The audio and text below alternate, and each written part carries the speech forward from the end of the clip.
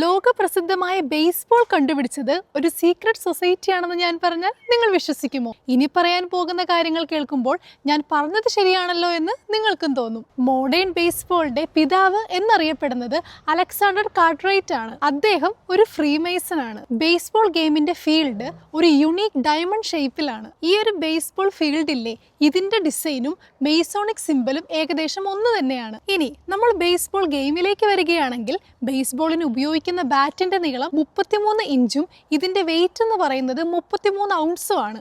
ഈ 33 എന്ന നമ്പറിനെ ഫ്രീ മേസണറിയിൽ ഒരു പ്രാധാന്യമുണ്ട്. ഫ്രീ മേസണറിയിലുള്ളത് 33 ഹയർ പൊസിഷൻസ് ആണ്. അതായത് 33 ഡിഗ്രി ഉള്ള ഒരു ഹയറാർക്കിയാണ് ഫ്രീ മേസൺസിൻ്റെത്. ബേസ്ബോളിലുള്ള ബോൾ നമ്മൾ നോക്കുകയാണെങ്കിൽ അതിൽ 108 ഡബിൾ സ്റ്റിച്ചസും 216 സിംഗിൾ സ്റ്റിച്ചസുമാണ് ഉള്ളത്. ഈ രണ്ട് നമ്പേഴ്സും ഒന്ന് കൂട്ടി നോക്കിയാൽ നമുക്ക് കിട്ടുന്നത് 9 എന്ന നമ്പറാണ്. ഈ ഒരു ഗെയിമിൽ 9 ഇന്നിങ്സും 9 പേരടങ്ങുന്ന 2 ടീമുമാണ് ഉള്ളത്. ഫ്രീ മേസൺസ് 9 എന്ന നമ്പർ വളരെ സീക്രട്ട് ആയിട്ടുള്ളൊരു നമ്പറായിട്ടാണ് കണക്കാക്കപ്പെടുന്നത്. എന്നാൽ ഈ 9 എന്ന് പറയുന്ന നമ്പറിന് മറ്റൊരു പ്രത്യേകത ഉള്ളതിനാൽ ഈ കോൺസ്പിറസി തിയറികളിലെല്ലാം തന്നെ 9 എന്ന് പറയുന്ന നമ്പർ ഒഴിച്ചുകൂടാനാകാത്ത ഒന്നാണ്. അതറിയാവുന്നവരൊന്ന് കമന്റ് ചെയ്യണേ. ഫ്രീ മേസണറിയിൽ പ്രാധാന്യമുള്ള നമ്പറുകളും ഈ ഒരു ഗെയിംസിലെ മൊത്തത്തിലുള്ള കാര്യങ്ങൾ കൂടി നോക്കുകയാണെങ്കിൽ ഈ കാര്യങ്ങളെല്ലാം തന്നെ വെറും ഒരു കോയിൻസിഡൻസ് മാത്രമാണ് നിങ്ങൾക്ക് തോന്നുന്നുണ്ടോ? ഒരിക്കലുമല്ല. മുൻപുള്ള വീഡിയോകളിൽ ഞാൻ പറഞ്ഞിട്ടുള്ളത് പോലെ ഈ ഫ്രീ മേസൺസിന് അവർ ചെയ്യുന്ന എന്ത് കാര്യത്തിലാണെങ്കിലും, അതിപ്പോൾ ഒരു ആർട്ട് ആണെങ്കിലും സ്പോർട്സ് ആണെന്നുണ്ടെങ്കിൽ എഞ്ചിനീയറിംഗ് ആണെങ്കിലും എന്താണെങ്കിലും തന്നെ